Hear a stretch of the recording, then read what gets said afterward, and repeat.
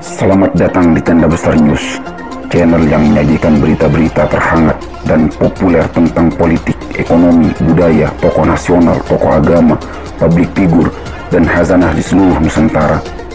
Mari anak bangsa berkolaborasi membangun negeri.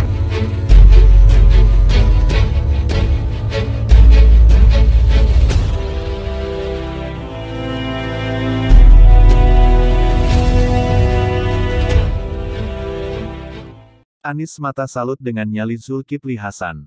Berani memegang bara api. Tenda Besar, Jakarta, Ketua Umum Partai Gelombang Rakyat Gelora Indonesia Anies Mata menegaskan, penunjukan Ketua Umum Partai Amanat Nasional PAN Zulkifli Hasan sebagai Menteri Perdagangan, Mendak menggantikan Muhammad Lutfi sebagai anomali besar abad ini. Anies Mata menilai penunjukan Zulkifli Hasan sebagai Mendak akan menjadi pertaruhan besar bagi reputasi Presiden Joko Widodo, Jokowi, menjelang berakhirnya masa jabatannya pada 2024 mendatang. Keberhasilan dan kegagalan Jokowi nantinya akan ditentukan oleh Zulkifli Hasan. Saya ingin katakan, Pak Zulkifli Hasan berani benar menjadi Menteri Perdagangan. Ini seperti menggenggam bara api, karena bukan masalah sederhana. Tapi saya salut atas nyalinya Pak Zulkifli Hasan berani menggenggam bara api, kata Anies Mata, Ketua Umum Partai Gelora dalam Gelora Talk bertajuk, Kapan dan Bagaimana Akhir Perang Rusia-Ukraina. Apa dampaknya terhadap ekonomi dunia? Rabu tanggal 15 Juni tahun 2022. Pergantian Mendak dari Muhammad Lutfi ke Zulkifli Hasan, menurut Anies Mata, merupakan dampak dari perang Rusia-Ukraina yang mulai terjadi sejak 24 Februari 2022 lalu. Saat ini, Indonesia dinilai mulai merasakan adanya dampak kenaikan harga komoditas energi dunia, minyak dan gas, harga bahan pangan, sehingga menyebabkan tingginya inflasi. Mendak Muhammad Lutfi, itu diganti, karena kesalahan dia sendiri dalam menerapkan kebijakan. Bagaimana mungkin kita negara produsen terbesar sawit mengalami kelangkaan minyak goreng? Itu sama saja seperti kelangkaan BBM yang terjadi di Arab Saudi, ujarnya. Menurut Anies Mata, sebagian besar pemimpin di dunia termasuk di Indonesia, mulai kebingungan dan tidak mengerti cara dalam menghadapi krisis yang sangat kompleks saat ini. Sudah banyak presiden dan perdana menteri di dunia ini yang jadi korban, jatuh pemerintahannya akibat krisis sekarang. Tapi bedanya di sini, korbannya Mendak Muhammad Lutfi, tegas Anies Mata. Ketua Umum Partai Gelora ini mengatakan, penunjukan Zulkifli Hasan sebagai Mendak bisa menjadi solusi bagi Jokowi, atau sebaliknya menjadi bumerang dan menjadi masalah baru bagi Kabinet Indonesia Maju. Menjelang pemilu 2024 mendapatkan pos baru di kabinet itu sangat bagus. Tapi taruhannya sangat besar seperti menggenggam bara api, tandasnya. Nanti kita akan melihat, apakah Pak Zulkifli Hasan ini akan menjadi solusi atau justru akan menjadi masalah baru bagi Kabinet Jokowi, imbuh Anies Mata. Namun Anies Mata berpandangan, penunjukan Zulkifli Hasan sebagai Mendak belum tentu akan menyelesaikan permasalahan krisis sekarang. Malahan sebaliknya, justru bisa memicu krisis ekonomi akan semakin dalam, dan berlanjut ke krisis sosial dan politik. Saya kira kredibilitas Pak Zulkifli Hasan dipertaruhkan. Tapi yang jauh lebih besar, adalah reputasi kabinet dan Pak Jokowi yang dipertaruhkan. Kita lihat nanti, apakah semakin hari semakin mengalami degradasi atau tidak, ujarnya. Anies Mata mengingatkan agar Presiden Jokowi lebih cermat dalam membaca situasi global sekarang, dengan merespon berbagai kebijakan yang bisa menjawab tantangan utama secara substansial dan permanen dalam mengatasi krisis yang kompleks saat ini. Hal senada disampaikan ekonom senior Institute for Development of Economics and Finance, INDEF, Fadil Hasan. Ia mengatakan, dampak dari perang Rusia-Ukraina adalah kenaikan harga minyak mentah dunia, minyak sunflower, bunga matahari, dan minyak nabati, CPO, minyak goreng. Kenaikan harga minyak goreng harusnya bisa dimanfaatkan untuk meningkatkan pemasukan, dan memenuhi kebutuhan domestik market di dalam negeri. Tapi alhamdulillah korbannya di sini masih dalam tingkat menteri, kata Fadil.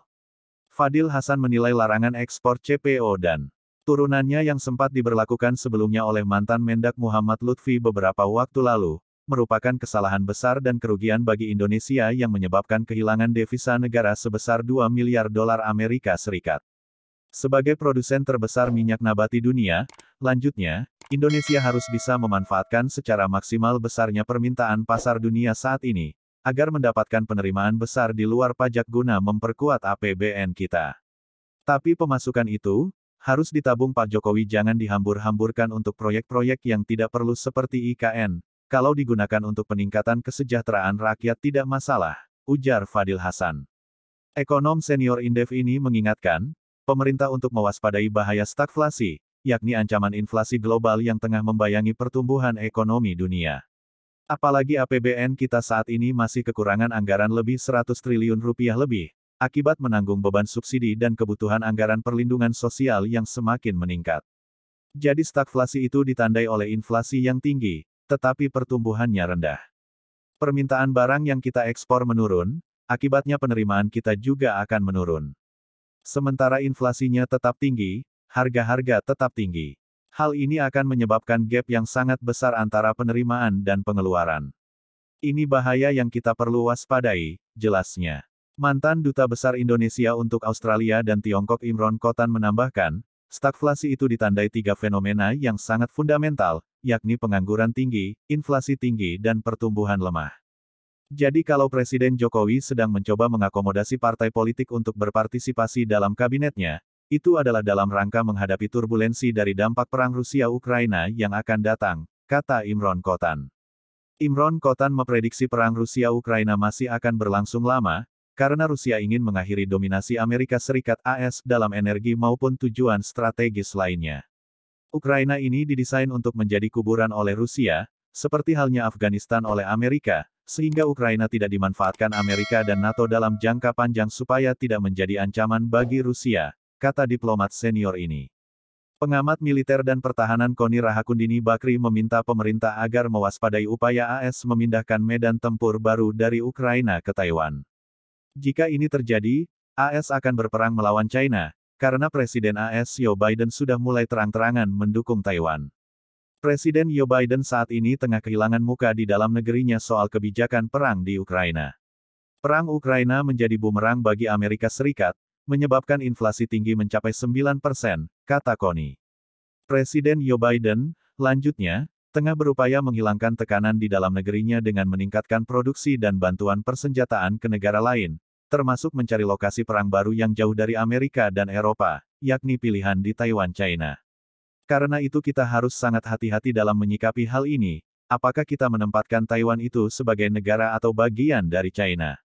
Jika terjadi perang akan mempengaruhi kawasan Laut China Selatan, mempengaruhi Indonesia juga. Karena Taiwanlah yang memegang dokumen klaim China atas Laut China Selatan sejak zaman dinasti Ming. Saya sudah melihat semua dokumen-dokumennya, tegas Koni Rahakundini Bakri. Demikian berita yang dapat disampaikan.